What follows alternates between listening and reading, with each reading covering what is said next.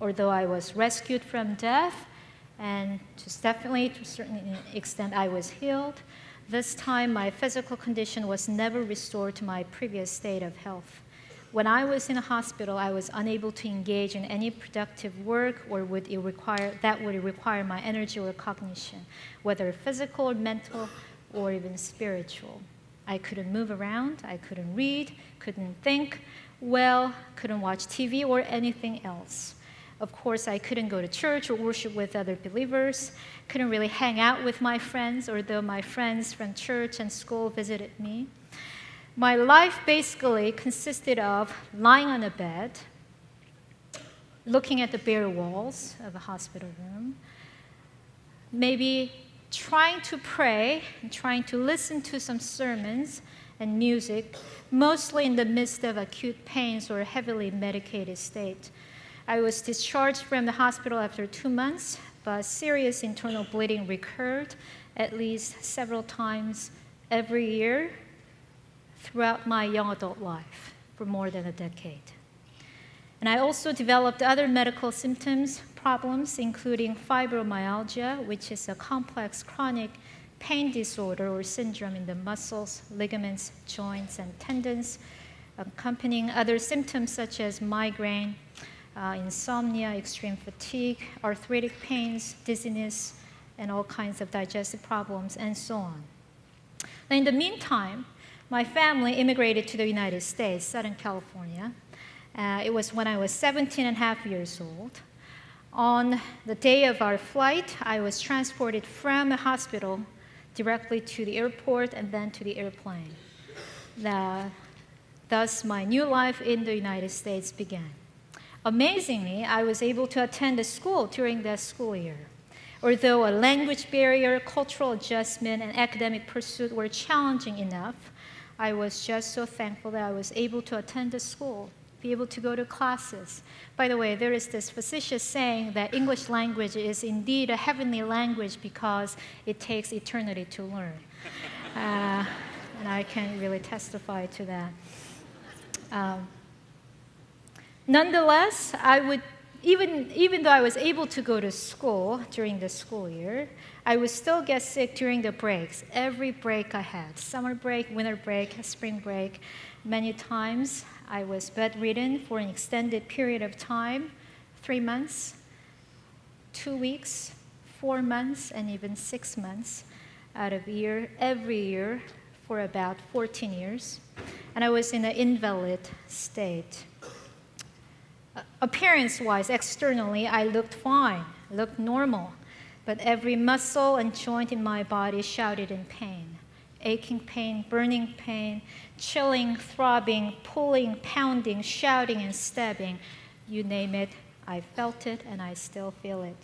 Sometimes it's excruciatingly painful just to lift a laundry basket or a small mug. Sometimes common house chores like cooking, cleaning, vacuuming were just insurmountable tasks. It was at times life-threatening, but most times it was just life-debilitating and incapacitating.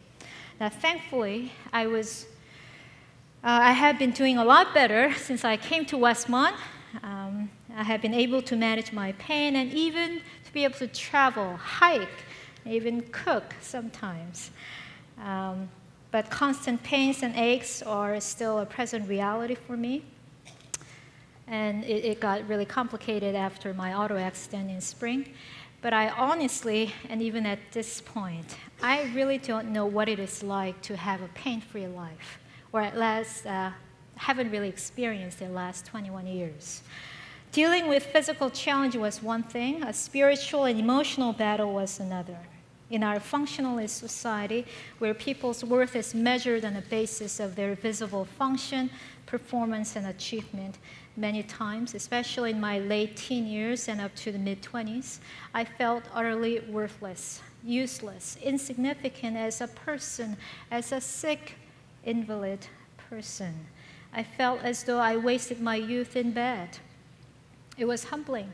I couldn't accept this painful condition as part of my identity. My inner being was broken and crushed into pieces, and I questioned God's love for me and His purpose for my life.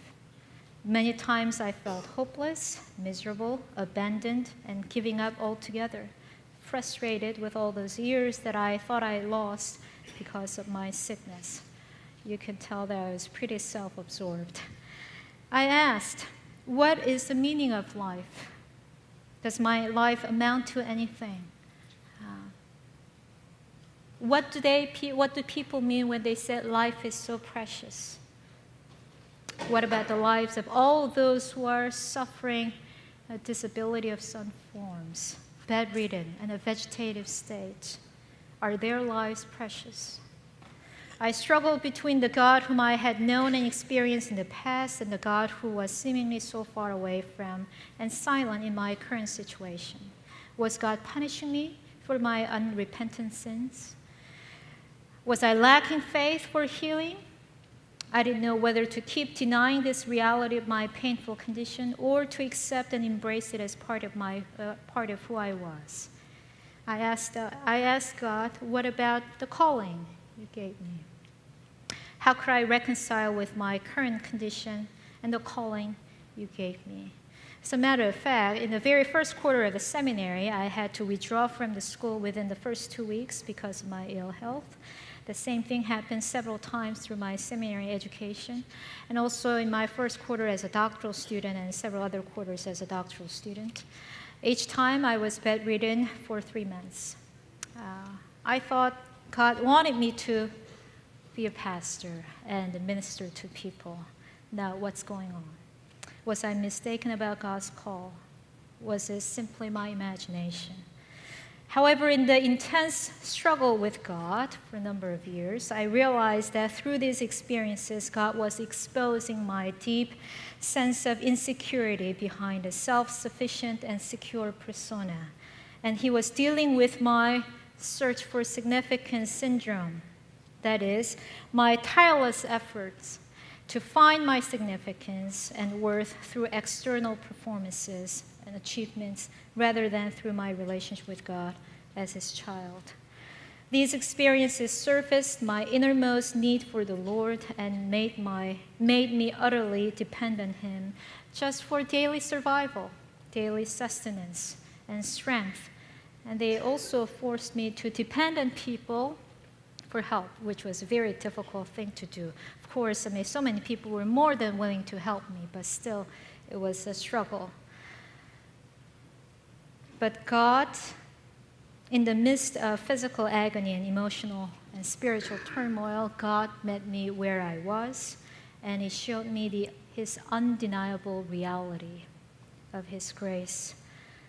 It was His grace that unveiled utter failure of my self-sufficiency, and it was His grace that broke my independent ego. It was God's grace because it was a way to freedom. The freedom from the endless search for significance apart from, or rather, in addition to, my relationship with God. And it was a freedom to find true security in Christ alone. In the end, it's by the grace of God that I finished high school. It's by grace of God I finished college, and even the seminary, even the doctoral program. It's by grace of God that I pastor the church, and it's by grace of God that I have been enjoying this privilege of working at Westmont. There's a special text in the Bible that became my lifetime text during this struggle. That's 2 Corinthians 12, 1-10. In this text, Apostle Paul is talking about two kinds of boasting. The first half, he talks about a boasting of the visions and revelations, his rapture to paradise, an extraordinary experience. As it turns out, his boasting about this supernatural ecstasy is only a prelude to the real boasting. Paul will not boast of a powerful man who had been caught up to paradise, but he will in fact boast of a man who is brought down in weakness by the thorn in the flesh.